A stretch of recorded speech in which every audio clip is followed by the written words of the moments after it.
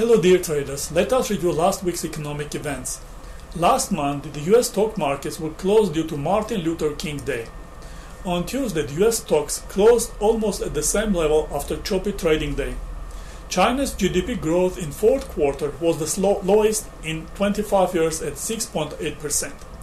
This news alone is negative and heightens the global economic risk. Nevertheless, investors decided Chinese officials are planning to introduce further monetary stimulus to support future economic growth. No important economic data were released in US at the start of the week. The US dollar index was almost unchanged, hovering near 99 points. On Wednesday, oil prices slumped to the lowest since 2003. Market participants decided the demand slackened amid the global economic slowdown. The US S&P 500 index tumbled to the lowest since February 2014, drawn down by the data on fallen housing starts and lower inflation in December. Investors are concerned about deflation and stagnation in the United States.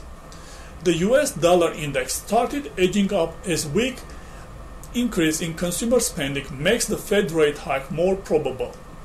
Moreover, investors decided the Bank of Japan and the European Central Bank will take additional steps to support their national economies.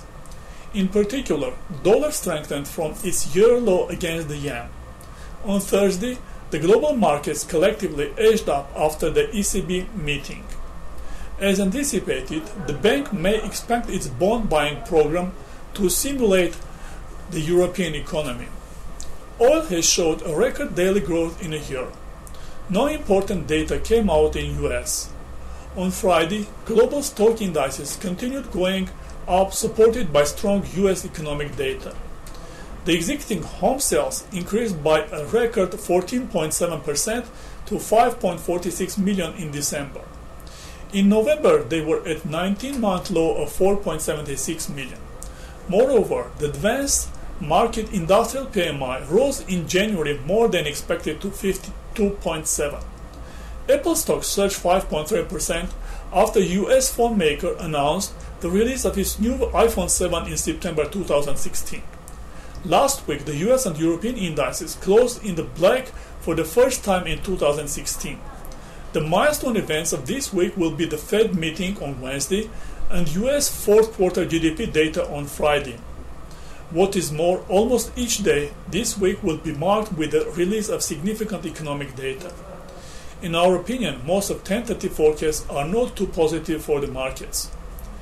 This was all for the week. Happy trading and see you next week.